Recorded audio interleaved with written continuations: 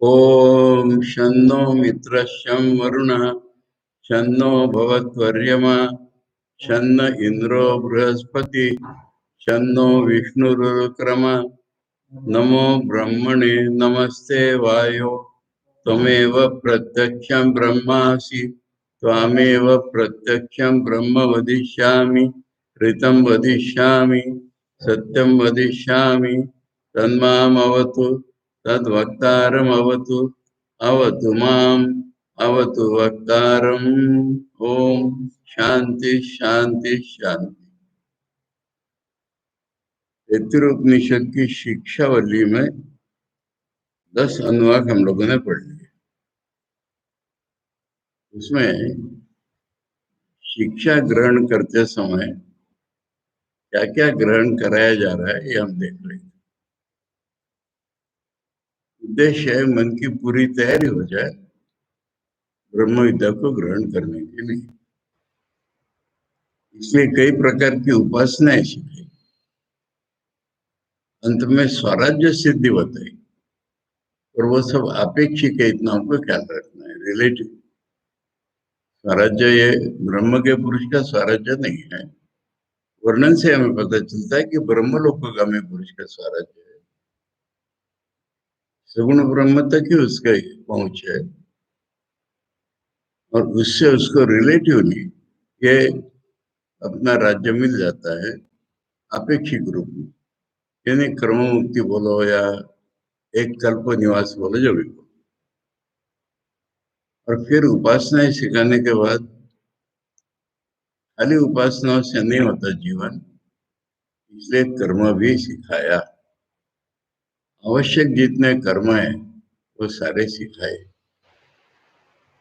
उसके बाद एक मंत्र आया जिसमें ब्रह्मज्ञ का वचन है, और वो वचन आचार्य कह रहे कि उसको जप करने से हमारे मन में भी वो संस्कार आ जाते।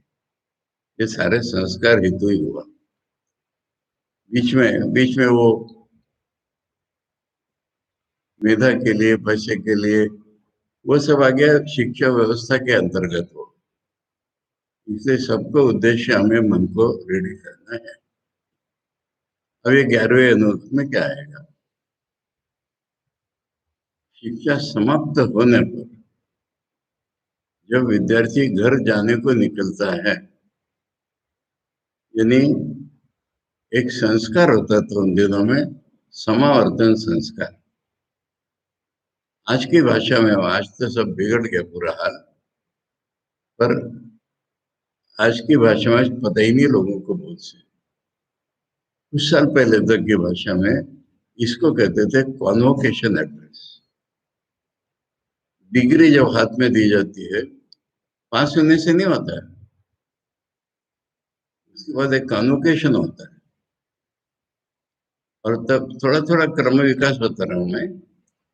रजिस्ट्रार जो यूनिवर्सिटी में ही कॉन्वोकेशन होता था, और रजिस्ट्रार जो है वो जो पास हो गए उनको खड़ा होने को बोल के बोलता है वाइस चांसलर से कि इनकी परीक्षा ली गई है, ये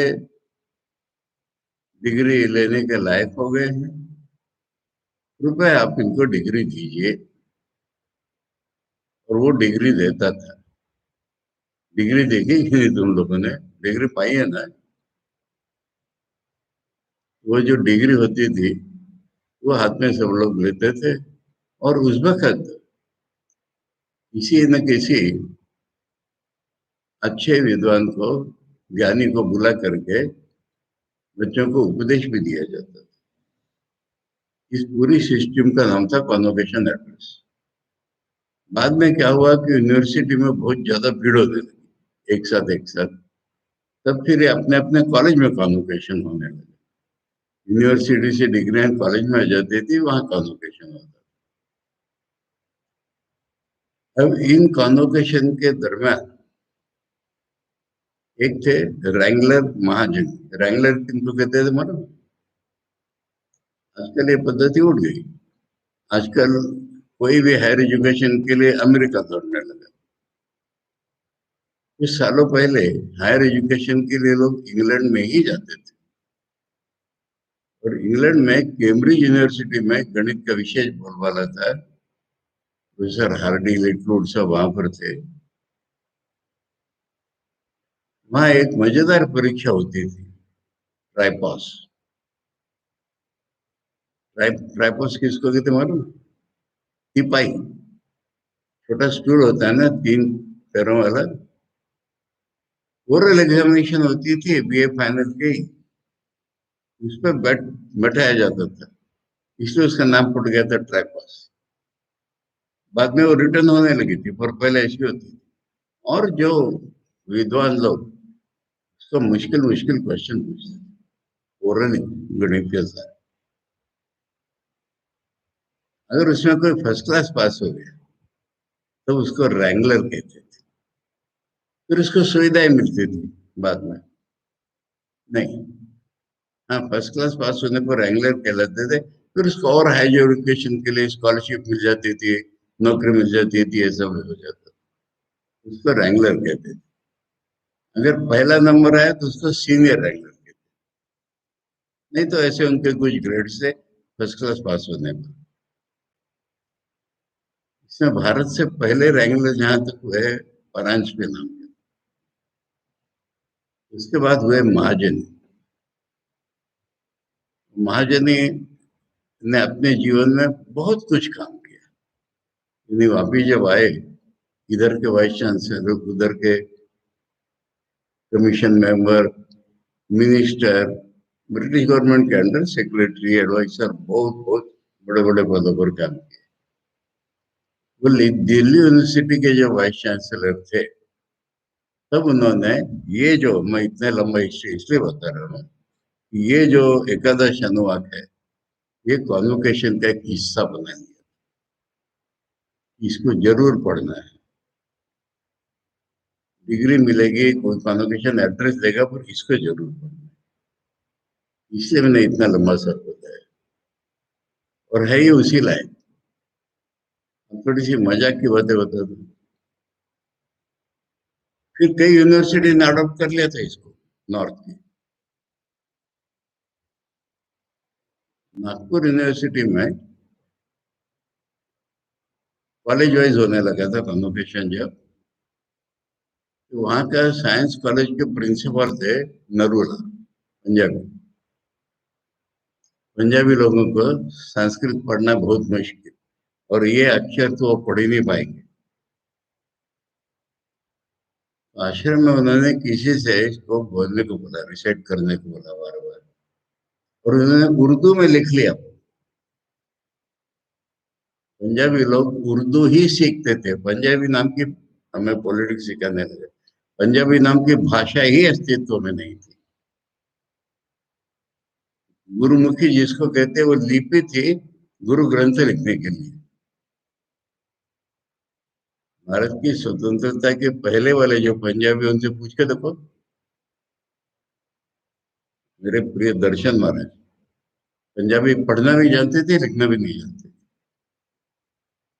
उर्दू ही नहीं होता था। क्या, तो डॉक्टर नरूला ने, तो मुश्किल, उन्होंने आश्रम के स्वामी से अच्छी तरह उच्चारण 2-4 बार करा करके उर्दू में लिख लिया।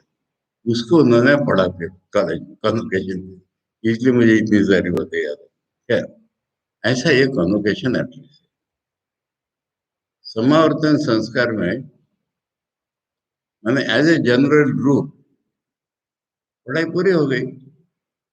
पढ़ाई के दरमियान बहुत से नियम थे कड़े, इसमें से कुछ नियम ढीले कर दिए जाएंगे। अब शादी कर लेंगे साधारण आदमी, और कुछ चालू रहेंगे। गायत्री तो, जब तक वो सन्यासी नहीं बनना चाहता तो गायत्री मंत्र चालू ही रहेगा। ऐसा ये समावर्तन संस्कार का मंत्र है। पहले शब्द से ये मालूम हो रहा है आपको, वेद मनुच्च आचार्यो अंतेवासिनम अनुशास्ति, सत्यम वद, धर्मम चर, स्वाध्यायान्मा प्रमदः, आचार्याय प्रियम धनमाहृत्य प्रजातंतुं मा व्यवच्छेत्सि सत्यान्न प्रमदितव्यम् धर्मान्न प्रमदितव्यम् कुशलान्न प्रमदितव्यम् बुद्धेन प्रमदितव्यम् स्वाध्याय प्रवचनाभ्यां न प्रमदितव्यम् देव पितृकार्याभ्यां न प्रमदितव्यम् मातृदेवो भव पितृदेवो भव आचार्य देवो भव अतिथि देवो भव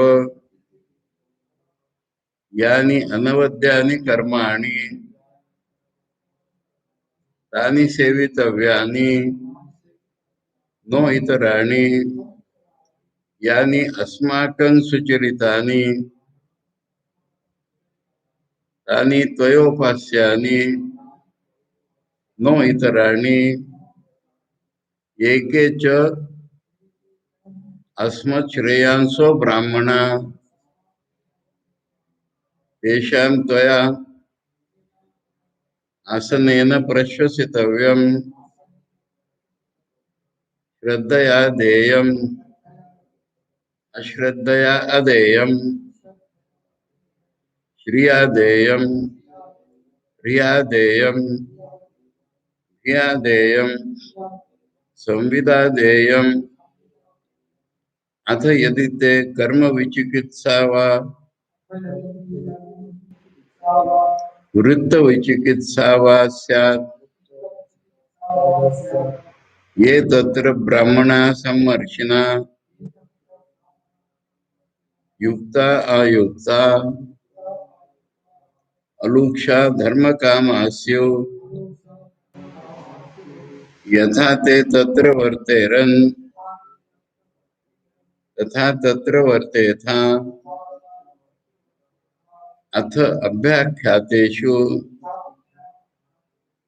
ये तत्र ब्राह्मणा सम्मर्शिना युक्ता अयुक्ता अलूक्षा धर्म कामास्यो यथा ते तेषु वर्तेरन् तथा तेषु वर्तेथा एष आदेशा एष उपदेशा एषा वेदोपनिषत् एतद् अनुशासनम् एवं उपासितव्यम् एवं च एतद् उपास्यम् वेद मनुष्य वेद सिखाने के बाद वेद सिखाने के बाद इन्हें ज्ञान देने के बाद आचार्य जो है वो अंतेवासी मने उसके पास रहने वाले विद्यार्थी उनको अनुशास्त्री उनको ये सिखाता है।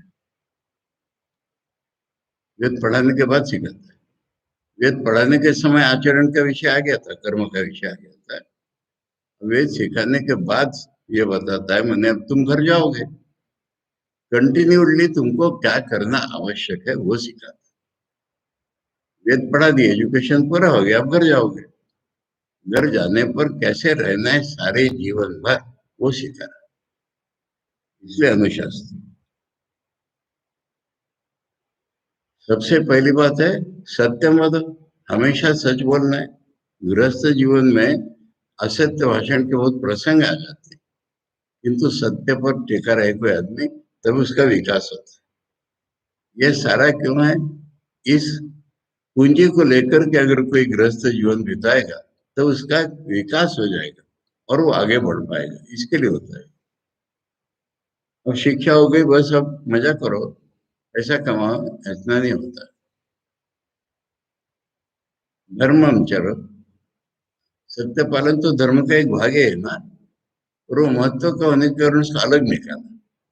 फिर धर्म माने राइचियस एक्टिविटी, पुण्यकारक चीजें, अच्छे कर्म, हमेशा अच्छे कर्म ही करता रहे।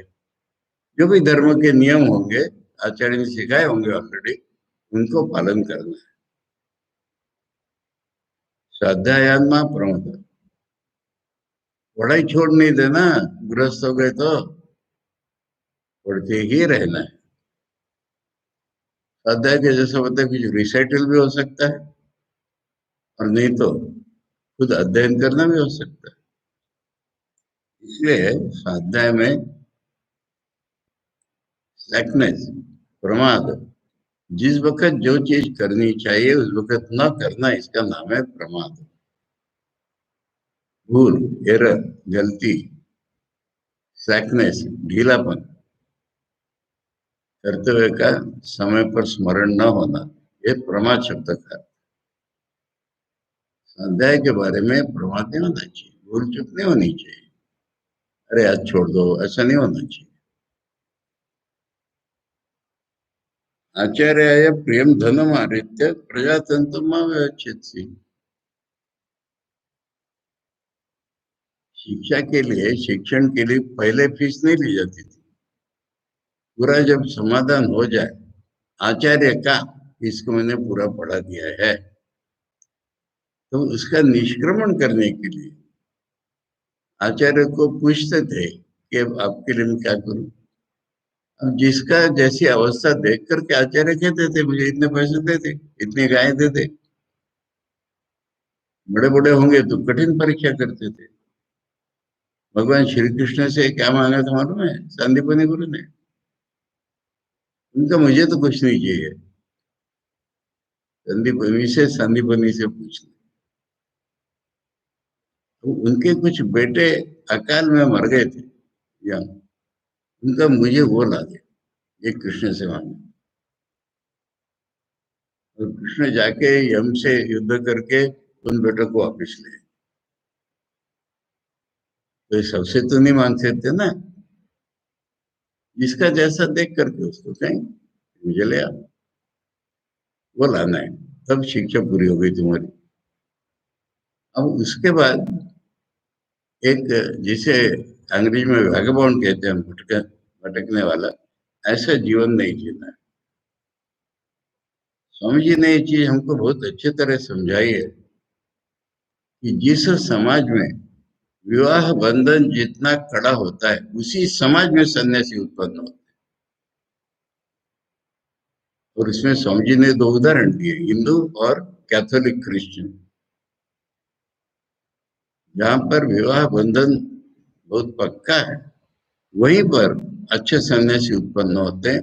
ये स्वामी जी ने दिखाया है उदाहरण के लिए। अब घर में संसार चलेगा, उसकी कंटिन्यूटी के लिए आवश्यक होता है कि पुत्र संतान की उत्पत्ति हो। इसलिए प्रजातंतु मां व्यवच्छेद, प्रजातंतु, तंतु माने कंटिन्यूएशन।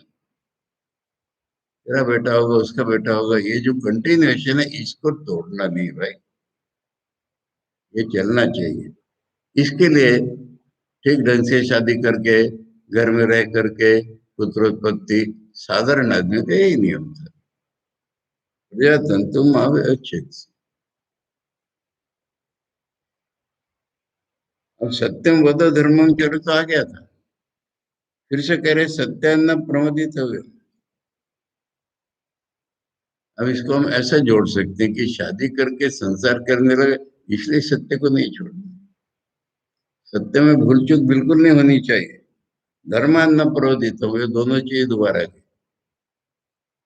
धर्म के बारे में प्रमाद नहीं होना चाहिए। कुशलान्न प्रमोदित हो, गृहस्थ का कर्तव्य है वो पैसा कमा करके अपना घर पोषण पोषण करे। इसको कुशल कहते हैं। कुशल माने जीवित रहने के लिए पैसा, मैंने कुछ तो भाई काम करके अर्थ पैदा करना या अर्थार्जन करना, पैसे का अर्जन करना, जितना संसार के लिए आवश्यक है उतना, इसको कुशल कहते। तो कुशल की बात स्लैक नहीं होता। ठाकुर में हम इशारा देखते हैं कोई एक कथामृत में आता है ना शुरू में, वो प्रताप का भाई आया था, मैं पत्नी और बेटों को कहाँ ससुराल में रख दिया है, मैंने उसको खूब डांटा, तब कहीं वो यहाँ से गया। मैंने कहा जा कोई काम ढूंढ ले, तब यहाँ से गया। ये ठाकुर ने पहले ही मीटिंग में मास्टर मास्टर को दिखा दिया। एक अनुषंगिक मेरे मन में आता है हमेशा। महाराष्ट्र में तुकाराम की बहुत ज्यादा लोग स्तुति करते हैं। तुकाराम पर जो मराठी में सिनेमा निकला था, इसको पहला प्राइज मिला था मॉस्को में। ठाकुर के हिसाब से बिल्कुल सही नहीं उतरे, वो बिल्कुल नहीं सही। इसमें एक ही दिखाने की कोशिश थी कि धर्म करने के लिए घर नहीं छोड़ना पड़ता, इसलिए उसका इतना बड़ा महत्व। अरे घर नहीं छोड़ा है तो पैसा कमाओ ना। उसके बच्चों की हालत बहुत बुरी, खाने को नहीं, पीने को नहीं। पेशे से तो ये बनिया थे वाणी, पर दुकान भी नहीं चलती थी इनसे।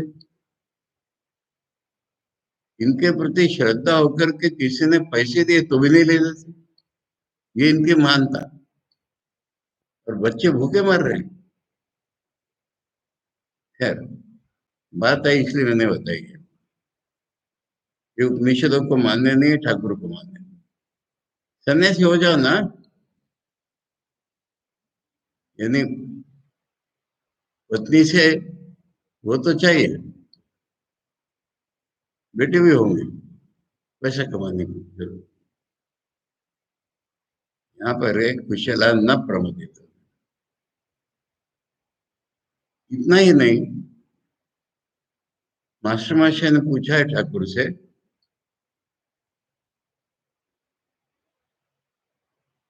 कि ज्यादा पैसे मिले ऐसा काम करना चाहिए कि नहीं।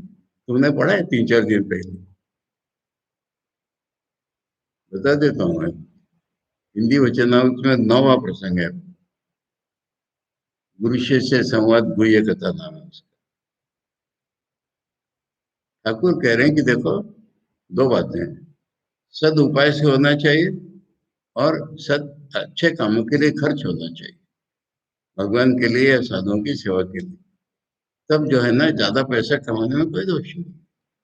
यहाँ पर करे भूते ही न प्रमोदित हो, ये भूते का अर्थ है। कुशला न प्रमोदित हो गया, जरूरत के पैसे कमाने में प्रमाद मत करो, ज्यादा पैसे कमाने में भी प्रमाद मत करो। नहीं तो मुझे इतना बहुत है। देखो, समाज की जो व्यवस्था थी या है, सन्यासी लोग आराम से रहते हैं। क्यों? गृहस्थ लोग पैसा कमा के उनको देते हैं ना। गृहस्थ लोगों के पास ही सन्यासी को माधुकरी मिलेगी ना। इसलिए गृहस्थ को मिनिमम पैसा कमाने से नहीं चलेगा। अच्छे उपाय से अच्छे कामों में खर्च करने के लिए उसने ज्यादा पैसा भी कमाना चाहिए, उसमें भी प्रमाद मत कर। ये बुद्धि कर, बुद्धि माने वर्ल्डली प्रोग्रेस। बुद्धि न प्रमोदित, कॉन्वोकेशन है। स्वाध्याय प्रवचनाभ्याम न प्रमोदित। पहले स्वाध्याय में प्रमोद आ गया, अब एक और जोड़ दिया। एक और जोड़ दिया मैंने, अपना अपना तो पढ़ाई करो। अब शादी हो गई, बच्चे भी होंगे, पढ़ाना भी मत छोड़ो। पढ़ना और पढ़ाना, जैसे मैंने कल परसों बताया था कि पढ़ाने से तो समझ में आता है ज्यादा। और एक कंटिन्यूटी, एजुकेशन की कंटिन्यूटी, कि पढ़ के हो गया बस पैसे कमाने में लगे, ऐसे नहीं। पढ़ना और पढ़ाना के बारे में प्रमाद नहीं होना चाहिए, अलर्टनेस चाहिए। देव पितृ कार्य पे हम ना प्रमोदित हो। ये पितृ कार्य तो आजकल छूट ही गए, सब जगह नहीं छूटे हैं। देवता लोग माने समष्टि अनुग्राहक देवता। आजकल का उसका स्वरूप स्वामी जी ने बता दिया, शोषण। तुम अगर सोसाइटी के लिए काम करोगे तब सोसाइटी तुम्हारे लिए काम करेगी। तो वो जो कार्य देवताओं के लिए तुम करते हो, वो उसमें भूल चूक नहीं होनी चाहिए। इसी तरह से जिस बाप ने तुमको जन्म दिया है, वो बाप, उसके बाप ये पितृलोक में जो है, उनके प्रति श्राद्ध तर्पण ये सब करते हैं, वो भी मत भूलो, उसमें भी भूल चूक मत करो। देव कार्य पितृ कार्य में प्रमाद मत करो। मातृदेवो हो, इसका अर्थ क्या है मालूम है? मातृदेवो में नहीं, हम रिपीट करते हैं ना हमेशा, इसलिए अरे एक सामासिक शब्द है ये। माँ जिसके लिए देवता तुल्य है, ऐसे बनो। भव, भव मैंने कुछ करो नहीं होता है, भव मैंने बनो, हो। कैसे हो? माँ जिसके लिए देवता है, ऐसे बनो, ऐसा इन्वॉल्व है। यानी हम सीधा कर देंगे तो माँ को देवता मानो, पर इस तरह नहीं सिखाए, मानो आ जाता है। माँ जिसके लिए देवता है, ऐसे बनो। पितृदेवता, पहले माँ का उल्लेख, फिर पिता। पिता जिसके लिए देवता हो, ऐसे बनो। आचार्य देवो भव, जिसने तुमको ज्ञान दिया, वो तो सही माता पिता है, उसको देवता मानने वाला ऐसा बनो। अतिथि देवो हो, अतिथि की चर्चा हम लोगों ने की थी। बिना बुलाए जो आ जाए, स्ट्रेंजर हो, वो तुम्हारे लिए भगवान।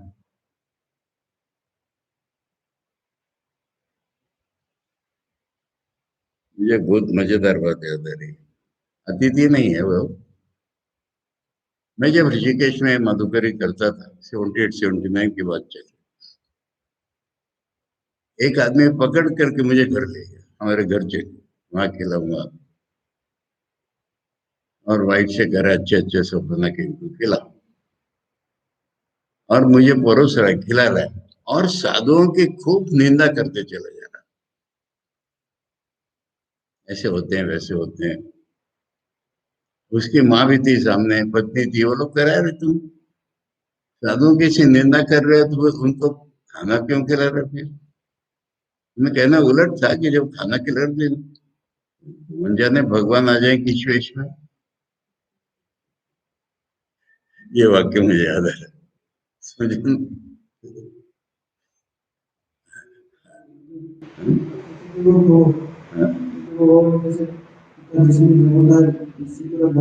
हाँ, अतिथि जिसके लिए देवता है, यही तो मेरा कहना है।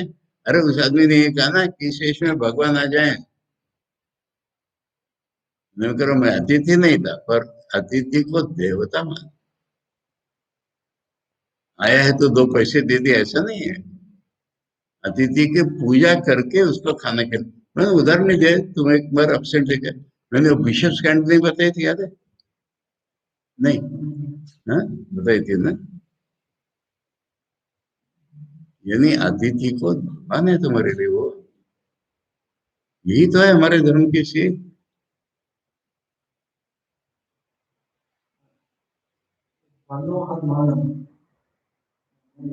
मैं कह रहा हूँ, मानो एक कैसा लूज हो जाए थोड़ा, मैंने एक जबरदस्ती की बात सी हो जाती है। वो तुम्हारे लिए भगवान है, ऐसे तुम है ना भगवान, तुम्हें नहीं मानना है, भगवान है। उस तरह से तुम अपने मन को बनाओ। अतिथि देवो भव। अब कर्म कितने सिखाएंगे? कर्म माने साधारण आचरण भी, कर्म भी। अब देखे होंगे उसने किसी को कुछ काम करते हुए, कह रहे यानी अनवद्यानि कर्माणि, जिसमें कोई निंदा लायक कर्म न हो, वैसे ही कर्म करो। बेछूट कर्म नहीं करना है गृहस्थों पे। जो कर्म निंदनीय नहीं है वही कर्म करो, नो इतर। दूसरे किस्म के कर्म न करो, जो निंदा भाजन हो, ऐसे कर्म मत करो।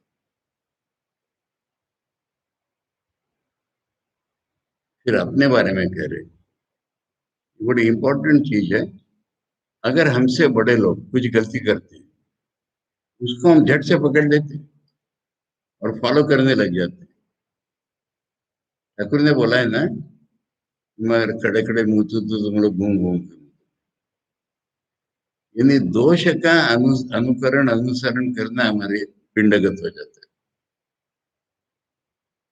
अब बिहेवियर में तो ऐसा होता है कि हमें समझ में नहीं आता कि गुरु क्यों कर रहा है, पर हमारी दृष्टि में वो गलत है। तो कह रहे हैं कि यानी अस्माकम सुचरिता ने, हमारे जो अच्छे चरित्र थे उन्हीं का फॉलो करो। नो इतरानी, हमसे कोई गलतियां होती होंगी, गुरु बोल रहा है, उसका अनुकरण मत करो, हमारे अच्छे कामों का ही नकल अनुकरण करो। यानी अस्माकम, ये बड़े लोगों के चिन्ह है ये।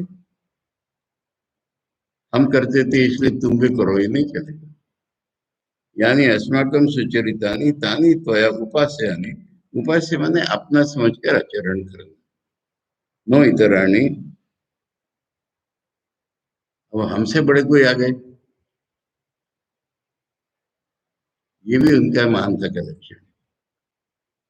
हमसे भी बड़े श्रेष्ठ कोई ब्राह्मण मिल जाएंगे तुमको, आए होंगे तुम्हारे घर में, अभी अतिथि नहीं है, तुम बुला के लाए होंगे। ये के च अस्मत् श्रेयांसो ब्राह्मण, श्रेयांसो माने सुपीरियर, श्रेय कारक। तो ऐसे ब्राह्मण अगर जो भी कोई हो, जो भी कोई हमसे श्रेष्ठ, एक जो भी कोई ब्राह्मण हमसे श्रेष्ठ हो, तेषाम त्वया सनेन प्रशसित, उनको बैठने के लिए आसन दो। आसन दे करके प्रश्वसित हुए माने उनकी थकान दूर करो। कहीं से अगर आ रहे हैं, उनको अपने घर में बुला करके आसन दो बैठने को, और उनकी थकावट दूर करो बैठ। अब ये संस्कृत होने के कारण, लिखावट न होने के कारण, इसको दूसरे प्रकार से तोड़ करके भी अर्थ किया जाता है। जैसे देखो, तेषां त्वया आसने न प्रशोसितव्यम, आसने न प्रशोसितव्यम माने उनको कुर्सी दे करके उनको थकान दूर करो। अगर वो कुर्सी पर बैठे, उनके सामने श्वास भी मत लो जोर से, ये दूसरा अर्थ बनता है। वह आसने, यानी जब वो आसन पर हो, न प्रश्वसितव्यम, श्वास भी नहीं लेना है, इतना उनकी बातें सुनना है या ख्याल देना है, श्वास जोर से लेकर के उनको डिस्टर्ब नहीं करना है, ऐसा भी अर्थ इसमें से निकलना। श्रद्धा याद है, दान देना एक अत्यंत महत्व का काम है गृहस्थ का। दान का अर्थ क्या किया है आचार्य ने, यथाशक्ति समविभागा। तुम्हारे पास 10 रुपए है, तो 1 रुपया 2 रुपया तुम दूसरे को भी दे सकते हो, देना ही चाहिए। गीता के अष्टादश अध्याय में यज्ञ दान तप कर्म न त्याज्यमिति बोला, पावनानि विनीशिना, यही मनुष्य को पावन बनाते हैं। तो दान रूप कर्म जो है ना, अब कैसे दान देना है, भिखारी ले 1 रुपया, वे नहीं चलेगा, श्रद्धा के साथ दान देना। श्रद्धया दे, अश्रद्धया अदे, अश्रद्धा से नहीं देना। उसको रिपीट किया, उसके रिवर्स को समझिए ना, इसका ट्रांसलेशन क्या है ना, ए भिखारी ले 1 रुपया, ऐसा नहीं करना। समझ के शब्द क्या है, let the giver kneel down and request, let the receiver stand up and accept. देने वाला झुक करके रिस्पेक्ट के साथ दे, लेने वाला तन के खड़ा होकर उसका, नहीं तो आदमी को नीचा दिखाना होता है, ए भिखारी ले ले, ऐसे नहीं देना। अश्रद्धा से नहीं देना, श्रद्धा से देना। श्रेय देन, कितना देना है, तुम्हारे पास जितना है उतना में से उसके अनुसार दो। ऐसा फिक्स नहीं कि हर एक ने 1 रुपए चंदा देना है। तुम्हारे पास ज्यादा पैसा तो ज्यादा होगा। इसकी मैं कहानी बताता हूँ, प्रैक्टिकल। मेरा एक मित्र था, मेरे से 4 साल की, एक ही बर्थडे थी हमारी। वो डॉक्टर बना है और उसको गवर्नमेंट का जॉब लगा। वो मेरे से पूछ रहा कि आश्रम को मैंने कितना देना चाहिए। तो इनका कितना देना चाहिए मैंने डिसाइड, तुमको डिसाइड करना। पर मेरा सजेशन है कि इसको सैलरी के साथ टैग कर दो। इतना मैं नहीं बताऊंगा, 1% कि 2%। तब क्या होगा कि तुम्हारी सैलरी बढ़ेगी, तुम ज्यादा दोगे। तब दोनों प्रकार से, मैंने सैलरी बढ़ने की कोशिश भी करोगे तो सैलरी बढ़ेगी, वैसे तुम ज्यादा दोगे। उसको बहुत पसंद आ गया और उसने 1 महीने की सैलरी आश्रम की, ऐसा मैंने 1/12 बोल दो सैलरी, ऐसा कर दिया आखिरी तक। तो ये इसमें शरीयत है, जैसी संपत्ति हो उसके अनुसार। इतना तो हम क्या बताए, रिया दे हम, लज्जा से दो। मैंने पैसे मेरे पास ज्यादा है, मैं ज्यादा दे रहा हूँ, ऐसा नहीं। लज्जा आनी चाहिए, अरे मैं इतना ही दे पा रहा हूँ रे, ये रिया दे। देखो दान के बारे में कैसे सिखाया, नम्रता से, मॉडेस्टी से, लज्जा पूर्वक दान करो। यदि मैं कोई बड़ा चीज नहीं दे रहा हूँ, ऐसा मन में भाव रख करके दान दिया दे, दिया दे। दान नहीं दूंगा तो मेरा अच्छा नहीं होगा, ऐसा डर करके दान दो। दान न देना गलत है, ऐसे डर करके दान दो। संविदा दे, एज ए फ्रेंड दान दो। फ्रेंडशिप का भाव रखो दान देते। श्रद्धा वगैरह तो सब ठीक है, संविदा मैंने शेयरिंग जैसे कहते हैं ना, जैसे तुम फ्रेंड के साथ शेयर कर रहे हो, ऐसा दान दो। इतना दान के बारे में होता है। अतः यदि ते कर्म विचिकित्सा व वृत्त विचिकित्सा, कर्म और वृत्त। कर्म माने पर्टिकुलर कर्म, वैदिक कर्म, स्मार्त कर्म, इसको कर्म का है। और वृत्त माने बिहेवियर इन जनरल, आचरण। अगर कर्म के बारे में मैंने जितना हो सकता है हमने सिखा दिया, पर कहीं शंका भी आ जाएगी। कर्म के बारे में या आचरण के बारे में विचिकित्सा वास्यात, डाउट आ जाए, विचिकित्सा माने डाउट, तुम्हारे मन में डाउट आ जाए, इतना देखो, फ्यूचर के लिए सारी सामग्री दे रहे हैं उसको। तो वहां पर जो ब्राह्मण है, कैसे ब्राह्मण हो, सम्मर्शिना। सम्मर्शिना में सोच विचार के काम करने वाले ब्राह्मण। देखो ब्राह्मण माने श्रेष्ठ पुरुष लोग, वहां समाज के श्रेष्ठ पुरुष, सोच ऐसे, श्रेष्ठ माने पैसे वाले नहीं, सोच विचार के काम करने वाले, युक्ता अयुक्ता,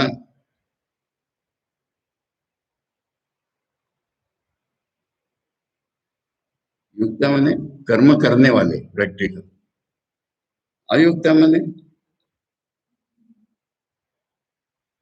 जैसे शास्त्रों को पालन करके कर्म करने वाले। युक्ता माने खुद कर्म करने वाले, शास्त्रों के अनुसार कर्म करने वाले, सोच विचार करके कर्म करने वाले। अलुक्षा, अलुक्षा माने क्रूएल न हो, सरल मती हो। सरल मती, ऐसे ब्राह्मणों का विशेषण दिया जा रहा है। धर्म कामास्य, यानी डिजायरस ऑफ अर्निंग मेरिट, ऐसे इतने विशेषण दिए। ऐसे ब्राह्मण होंगे ना वहां पर, जो सम्मर्षिना युक्त अयुक्त अलुक्षा धर्म काम शिव शिव मने होंगे वहां पर, यथा ते तत्र वर्तेरन, उनको देखो उस कर्म के बारे में कैसा आचरण करते, वो कर्म कैसा करते हैं या आचरण में कैसे करते हैं उस वक्त वो देखो, वैसा करो। और क्या बताइए, यथा ते तत्र वर्तेरन तथा तत्र वर्तेरन। तथा अभ्याख्यातेषु, अभ्याख्यात माने जिसके ऊपर चोरी या ऐसा कुछ आरोप लगाया गया है उसको अभ्याख्यात बोलते हैं। अभी कोर्ट वगैरह में नहीं गया है, पर तुम जहाँ रहते हो काम करते हो वहां पर किसी को पकड़ा है लोगों ने, इसको आरोप है इसने ये किया, तब क्या करना चाहिए तुमने? अथ मैंने ए डिफरेंट टॉपिक, अभ्याख्यात के प्रति क्या करना है? फिर वही वहां पर जो श्रेष्ठ ब्राह्मण हो, सोच के काम करने वाले, सही काम करने वाले, शास्त्रों के अनुसार काम करने वाले, क्रूएल नहीं हो, सरल मती हो, धार्मिक हो, वो वहां पर जैसा करे वैसा करो, क्या बात। ये स्टैंडर्ड फॉलो करो, यथा ते तेषु वर्तरन् तथा तेषु।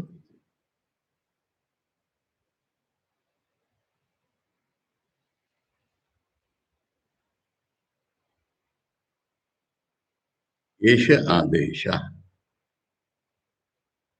आदेश कहेंगे हम वेदों का आदेश, इसी द कमांडमेंट अंग्रेजी में कहते हैं, ये है शास्त्रों की सी, ये पूरा एष उपदेश, यानी ये मेरा भी उपदेश है सिखाना तुमको। यह उपदेश ईश्वर के उपदेश को कहते हैं, उपदेश, यही आदेश है वेद शास्त्रों का, यही उपदेश है, परंपरा से आया हुआ बोलो। ऐसा वेदोपनिषद, उपनिषद माने रहस्य विद्या, बोल देखा है हमने पहले, तो वेदों की रहस्य विद्या कर्मकांड की, वेदों की रहस्य विद्या भी यही है, ये पूरा कन्वोकेशन। ये तो अनुशासनम, अनुशासन माने मुझे यही सिखाना था, अनुशास्त्री है ना शुरू में, तो मुझे तुम्हें यही सिखाना, एवं उपासितव्यम, इतना कह के छोड़ा नहीं मुझे से, ऐसा करना है तुमको जीवन में। एवं वो चैतद उपास्य, इसी तरह का आचरण करना चाहिए, लास्ट एम्फेसिस, ये कॉन्वोकेशन है। अब इसका स्थान आचार्य बता रहे, लंबा सा कनेक्शन है, तो पहले हमने अपने नियम से मंत्र पढ़ लिया। ये जो हमने बोला ना शुरू में, वेद मनुष्य इतम आदि कर्तव्यता उपदेशारंभ, वेद मनुष्य के बाद जो बताया जा रहा है उसकी जीवन में कर्तव्यता क्या है, ये उपदेश है। प्राग ब्रह्म विज्ञान नियमेन कर्तव्यानि, जब तक ब्रह्म ज्ञान नहीं होता या ब्रह्म ज्ञान के लायक नहीं बन जाते, तब तक ये आचार्य निर्देश कर रहे हैं। इसके बाद ब्रह्मानंद वल्ली आएगी ना, ये पूरी शिक्षा वल्ली थी, इसलिए आचार्य निर्देश करे कि ब्रह्म ज्ञान के संबंध में ये बिहेवियर नहीं है, उसका बिहेवियर अलग है। पर प्राग ब्रह्म विज्ञान नियमेन कर्तव्यानि श्रौत स्मार्थ कर्माणि इति एवं अर्थ, ये वेदों के श्रुति के अनुसार कर्म है, इसी को ये बताया जाए। अनुशासन श्रुते पुरुष संस्कार अर्थत्व, यानी इसमें अनुशासन शब्द है ना, अनुशास्त्री, इसका अर्थ हो रहा है पुरुष के संस्कार के लिए, जो पढ़ाई में संस्कार कराए थे उसी को और भी संस्कार कराने के लिए ये है। संस्कृत से विशुद्ध सत्व से आत्मज्ञानम अंजसा एवं उत्पत्ति, जो इस तरह से संस्कार युक्त हो जाता है उसी का मन विशुद्ध सत्व ने, उसी का मन प्यूरिफाइड होता है, और इसमें आत्मज्ञान ना आसानी से आ जाता है। इस सब संस्कारों से युक्त अगर कोई होता है तो उसमें आसानी से आत्मज्ञान आ जाता है, आचार्य कह रहे हैं। तपस्या कल्मषम हंति विद्यामृतम अश्नुते इति स्मृति, मनुस्मृति में बोला है। इसी तरह की तपस्या से पाप चला जाता है और विद्या से अमृत पाता है। वक्षति च, और यहाँ भी बोला है तैत्तिरीयोपनिषद में, तपस्या ब्रह्म जिज्ञासा, तपस्या के द्वारा ब्रह्म को जानने की इच्छा कर। इति अतो विद्या उत्पत्त्यर्थम अनुष्ठेयानि कर्माणि, इसलिए विद्या उत्पन्न हो हमारे मन में, इसके लिए कर्म करना आवश्यक। आचार्य कर्म के विरुद्ध ऐसा सब लोग चिल्लाते हैं, पर कर्म की आवश्यकता है ना। विद्या उत्पत्ति के लिए कर्म करना आवश्यक है। अनुशास्ति अनुशासन शब्दात अनुशासन अतिक्रम ही दोषोत्पत्ति, बोले अनुशासन में एक और अर्थ हो रहा है, इसको न मानने में दोष है, पाप है, ये भी अनुशासन का अर्थ है। ऐसा करना ही चाहिए, नहीं तो खराब चीज। प्राग उपन्यासाच कर्मण, उपन्यासात मैंने अभी जो कहा, इसका हेतु क्या है? अभी ब्रह्म ज्ञान बताना बाकी है, उसके पहले की बात चल रही है, ब्रह्म ज्ञान के पहले की बातें चल रही है। इसलिए मैंने जो बताया संस्कार के लिए ये वो है, इसके लिए बताया। केवल ब्रह्म विद्या आरंभाच पूर्व कर्माणि होती, वो एक वाक्य में जो बोला उसी को विस्तार कर रहे हैं। केवल ब्रह्म विद्या, केवल ब्रह्म विद्या माने निर्गुण सगुण ब्रह्म की विद्या। केवल माने एक में और द्वितीय अर्थ होता है। अभी तक सगुण ब्रह्म बताया था, अब निर्गुण बता रहे, ऐसा नहीं कहना चाहिए, निर्गुण सगुण बता रहे। वो केवल ब्रह्म है, वन विदाउट ए सेकंड, उसको केवल कहते हैं। तो वो तो अभी आनी है ना। केवल ब्रह्म विद्या आरंभाच पूर्वम कर्माणि उपन्यासता, इसके पहले सारे कर्मों की बात की गई है। इसका अर्थ है कि उसके बाद कर्मों की जरूरत नहीं पड़ेगी, और इसका यह अर्थ है कि कर्म के बिना वो होगा नहीं। उदितायाम च ब्रह्म विद्यायाम अभयम प्रतिष्ठा विन्दते न विवेति कुतश्चन किमहं साधु न कर्वम इत्येवम आदिना कर्म नैष्किंचन्यम दर्शयिष्यति। एक बार ब्रह्म विद्या का उदय हो गया, तुम भगवान को फील करने लगे, अपने स्वरूप को फील करने लगे, तब फिर उसके लिए ये शब्द है, बिना डरे उसमें चले जाओ। कहीं से वो डर नहीं होता है उसको, उसको ये अफसोस नहीं होता है कि मैंने ये अच्छा काम क्यों नहीं किया था, अच्छा बात बुरा काम क्यों किया था। तब कर्म वर्म सब उड़ जाता है। कर्म निष्किंचन्यम, मैंने कर्म की कोई जरूरत नहीं रहेगी, कर्म खत्म हो गया उसके जीवन से, ये वहां पता है। इसलिए इसके पहले की ये बात इति अतो गम्यते पूर्वोपचरित दुरित क्षय द्वारेण विद्या उत्पत्ति, नहीं? इसलिए पुराने पापों का संस्कार कट जाने से विद्या की उत्पत्ति के लिए इम्पोर्टेंट है, विद्या की उत्पत्ति के लिए कर्म आवश्यक है।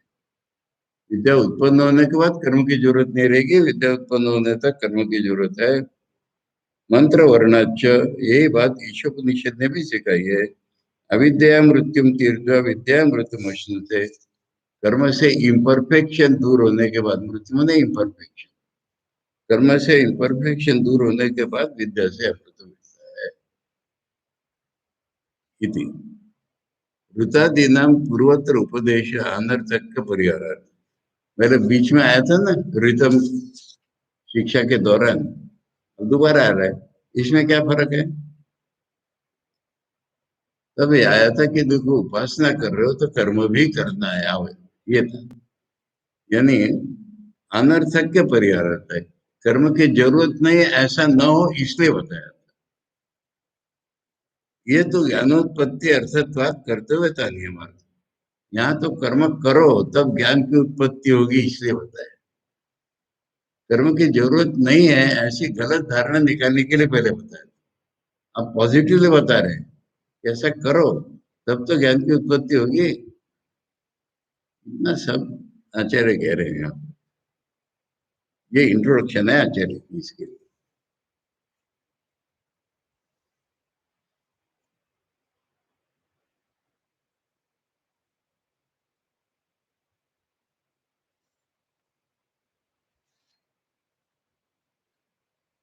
जितना पढ़ सकते हैं थोड़ा पढ़ ले, लंबा भाषा है इसका। वेदम अनुच्य अध्याप, अनुच्य माने अध्याप्य, वेद पढ़ाने के बाद, आचार्यो अंतेवासिनम माने शिष्यम, अनुशास्त्री, ग्रंथ ग्रहणाद अनु, अनु माने बाद में, ग्रंथ ग्रहणाद माने वेद पढ़ा दिए गए उसके बाद में, पश्चात शास्त्री तद अर्थम ग्राह्यति इति अर्थ। वेदों में जो सिखाया ना उसी को समझा रहे, कह रहे दोबारा। ग्रंथ पढ़ा दिया मैंने, याद कर लिया वो, उसके अंदर जो अर्थ है ना वही बता रहे। अतो अवगम्यते अधीत वेदस्य धर्म जिज्ञासा कृत्वा गुरुकुल न समावर्तित, इसलिए वेद रट लिए होंगे तुमने, पर आचरण के संबंध में जब तक नहीं सिखाया जाता, गुरु समावर्तन नहीं करता, ये पता चल रहा है। हर एक बात में से कुछ पता चल रहा है ना। बुद्धवा कर्मणि चारवे तीति स्मृतेश्च, स्मृति ने कहा है सोच समझ करके कर्म करना चाहिए, जान करके कर्म करना चाहिए, वो ज्ञान है। कथम अनुशास्त्री क्या सिखा रहे हैं? सत्यम वद, ठीक है, कल पढ़ेंगे इसको। हाँ, यहाँ तक हो गया, अनुशास्त्री का अर्थ समझिए। ओम शन्नो मित्र शं वरुण, शन्नो भवत्वर्यमा, शन्न इंद्रो बृहस्पति, शन्नो विष्णुरुक्रम, नमो ब्रह्मणे नमस्ते वायो, त्वमेव प्रत्यक्षं ब्रह्मासि, त्वामेव प्रत्यक्षं ब्रह्म वदिष्यामि, ऋतं वदिष्यामि, सत्यं वदिष्यामि, तन्मामवतु तद्वक्तारमवतु, अवतु माम् अवतु वक्तारम्। ओम शांति शांति शांति। हरि ओम तत्सत। श्री रामकृष्णार्पणम्।